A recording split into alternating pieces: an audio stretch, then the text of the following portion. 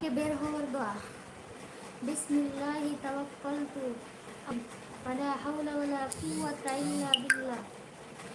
এর দোয়া হচ্ছে আল্লাহ তাআলার নামে বের হচ্ছি, আল্লাহর উপর ভরসা করলাম, আল্লাহর সাহায্য ছাড়া পাপ কাজ থেকে দূরে থাকার কোনো উপায় এবং সহযোগিতা করার শক্তি করুন। রাদিয়াল্লাহু আনহা বলেছেন, রাসূল সাল্লাল্লাহু আলাইহি ওয়াসাল্লাম বলেছেন, যে ব্যক্তি তার বাড়ি থেকে বের হওয়ার সময় এই কথাগুলো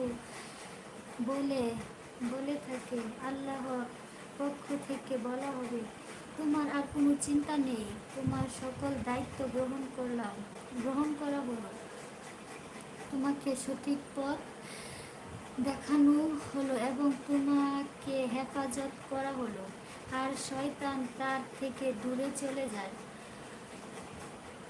অন্য বর্ণনা বলেছেন, এক শয়তান অন্য শয়তানের সাথে সাহায্য অসহায় করে বলে, সে ব্যক্তি সকল দায়িত্ব গ্রহণ করা হয়েছে,